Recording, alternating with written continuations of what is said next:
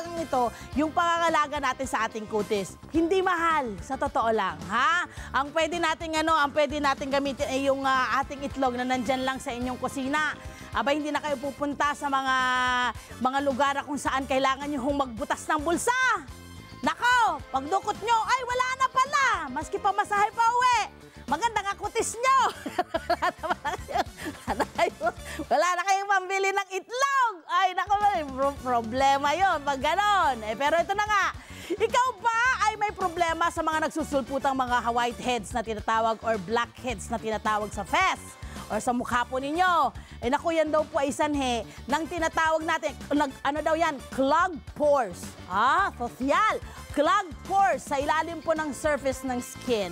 Ang tawag po dyan ay sebum. Sebum. Yan po yung tawag dyan, yung parang maputi-puti, na parang manti-mantika. Yun yun. Yun yun. Yun yung problema natin. Ay marami hong may ganyan. Kasi minsan dinededma lang natin. Pero siyempre minsan, nako, yun na yung nagbibigay sa atin ng mga breakout. Malalaking pimple. Yung parang tuwan-tuwa kang tirisin. Huwag mong tirisin! Delikado rin yun. Hindi rin maganda. Lalo na kung hindi malinis naman yung kamay mo, hindi ka pa naghugas. Delikado. Okay? Ito na tuturo ko sa inyong self-care tips. Gamit po ang itlog. Abay, uunahin po natin yung para sa ating skin. Sa ating face muna, sa ating mukha. Okay?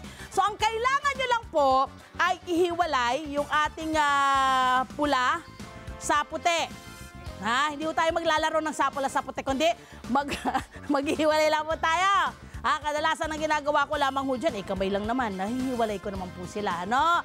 At makikita ho natin ngayon, isang peraso pwede na, unless ay kayong magkakaibigan ay may ganitong parang parte, pwede naman, pwede naman. Pero isa, dalawa, pwede yan. Ano lang naman, sa face lang yan. Para tulungan po akong i-demo ito sa inyong lahat.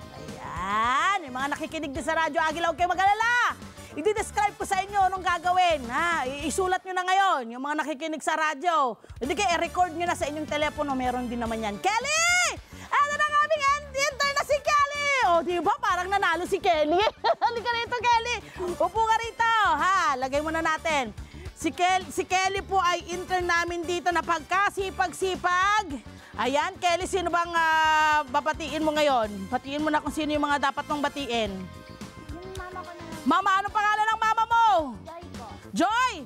Ay, perfect! Ako si Love, Ma'am Joy! Ayan, Ma'am Joy, kumusta kayo? O ikaw, Kelly, gusto kong malaman sa'yo, ay wala pala siyang wala kang mikropono. Ay, wala kang mikropono. Gusto kong malaman sa'yo, ano ba yung ginagawa mo sa iyong face kadalasan? Pag nililinisan mo siya o gusto mo siyang alagaan, ano ba kadalasan ang ginagawa mo? Ayan na. Ayun na nga pala! Meron tayong mikropono, tayo pa ba?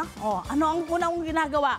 Ayan, hawakan mo muna yan, ha? Anong unang ginagawa mo? Ako pong ginagawa, nag-facial wash po. Tapos Okay. after po nun, naglalagay po ako ng cleanser po and moisturizer po. Ay, syempre, magastos Opo. Syempre, kailangan Takot po mag-budget sa bulsa. talaga doon, di ba? Kasi pag hindi mo rin nilagaan kasi ang mukha mo, baka lumala yung problema. Opo. Kaya kailangan mong inaalagaan din. Okay, syempre, suot ko na ngayon ang gloves ko, Syempre, nandito po yung ating puti ng itlog. Dito nilagay po natin sa maliit po na lalagyan, container.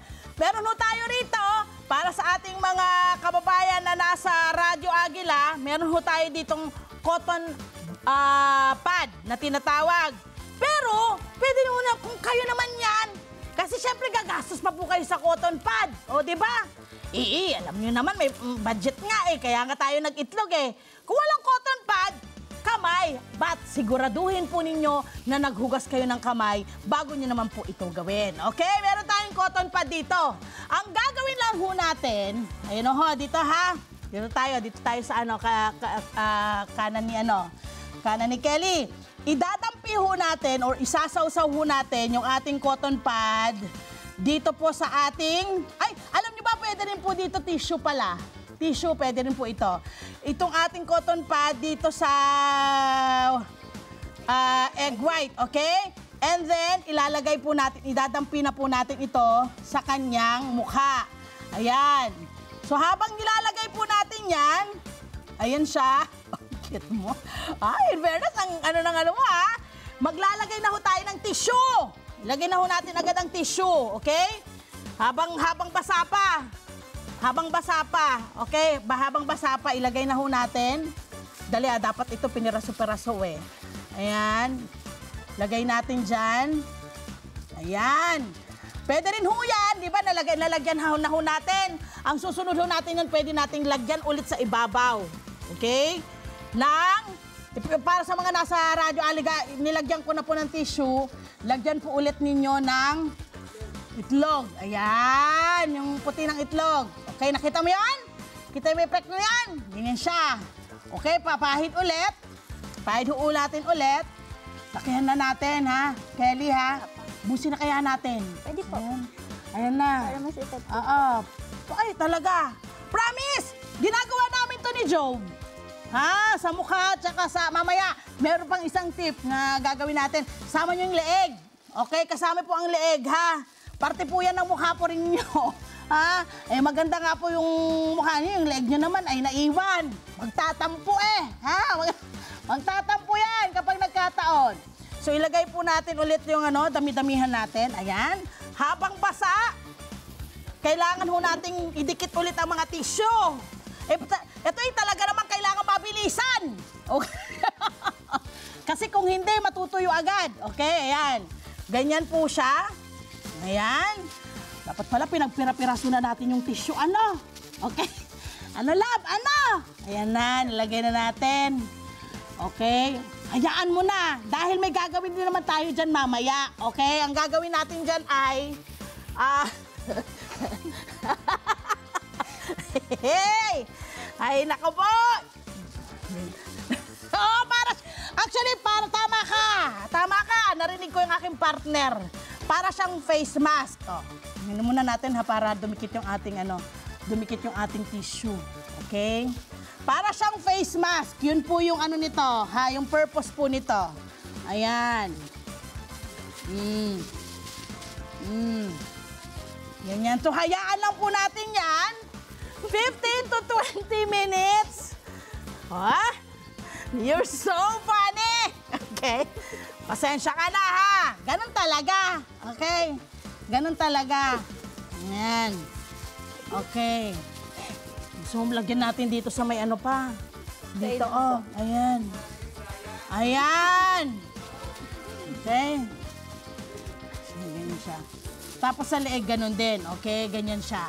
So, ibababad lang na ito. Basta kailangan po yung buong mukha.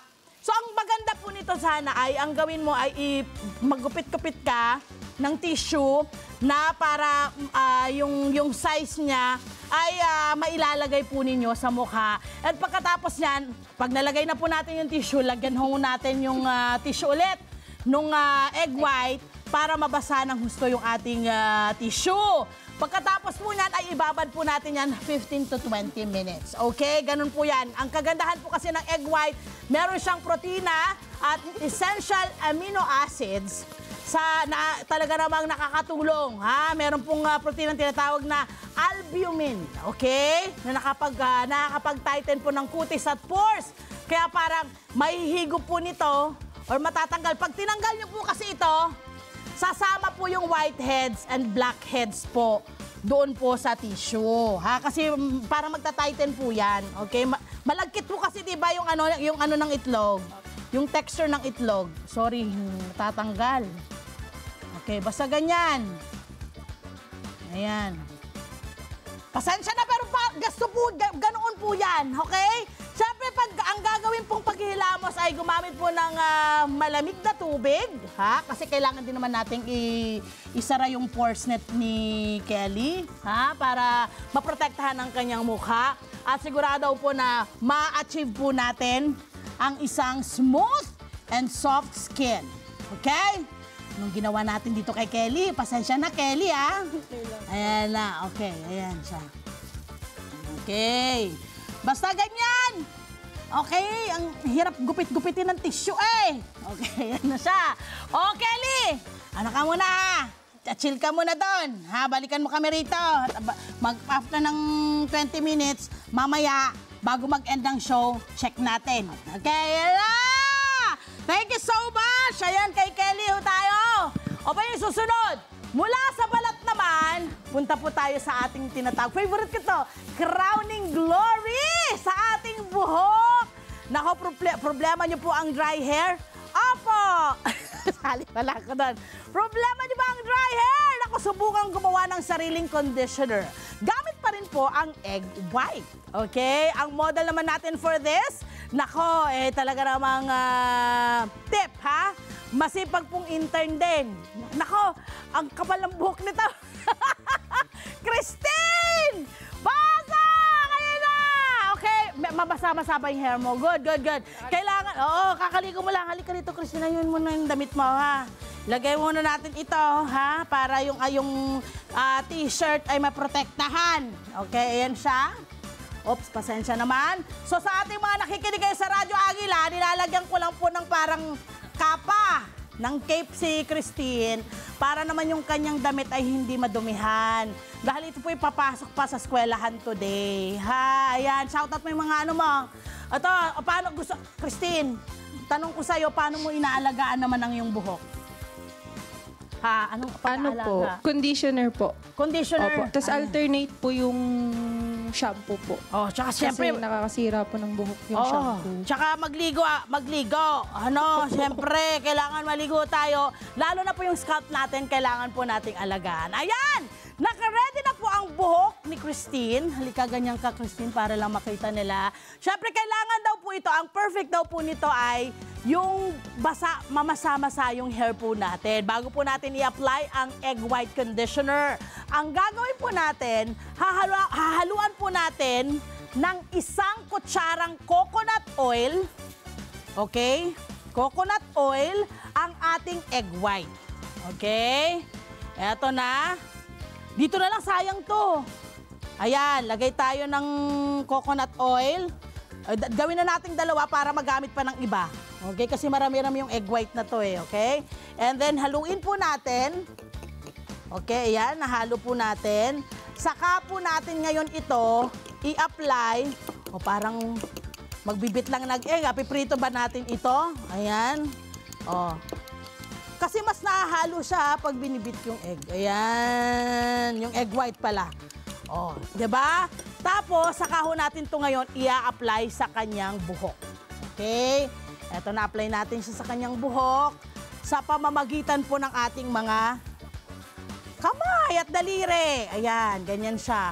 Better po actually kung isi-section-section natin. Mula sa pinakailalim, siyempre hindi ko pwedeng maano to. Ayan, ganyan. Okay. Wait lang. Ayun, yun. Dito muna tayo sa baba. Ayan. Sa ating mga nakikinig po sa Radyo Agila, gamit ko lang po yung aking kamay. Binabasa ko po nitong mixture, yung buhok po ni Christine, hanggang sa ang lahat po ng kanyang buhok ay magkaroon nitong mixture natin. Yung ating power conditioner, gamit po ang egg white at ang coco oil. Okay? Ang egg white po kasi may fatty acids na nagpapalambot at nag-moisturize ng buhok. Ito pa po ang bonus. Pinatitibay rin po nito ang hair strands para hindi madaling maglugas or maglagas. Ha? At kailangan daw, pag nalagay na po natin lahat ng ating mixture, kailangan ay suklayin. Okay?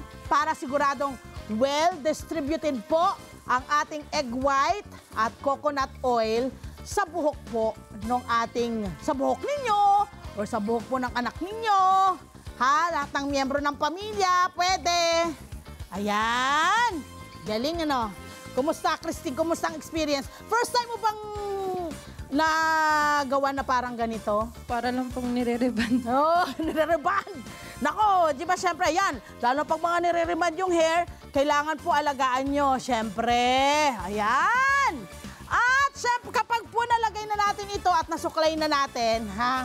Kunyari, nasuklay na natin ito. Okay? Suklayin natin. Nasuklay na, ha? Nang maayos. At na-distribute na po lahat ng dapat ma-distribute dito, yung ating mixture. Ito po ay lalagyan po natin ng shower cap, okay? Isa-shower cap po natin siya at ibabad din po ito ng, para po siyang Hi, para po siyang, kaya po lalagyan ng shower cap, para po siyang hot oil treatment. Ayun, yun po siya. Hi! Sumama mo dyan na profile, mga Kanet 25. This is Love and New Verbo.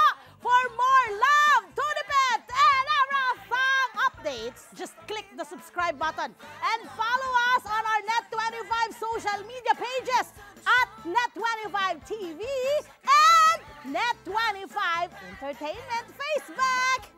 See ya. I love ya.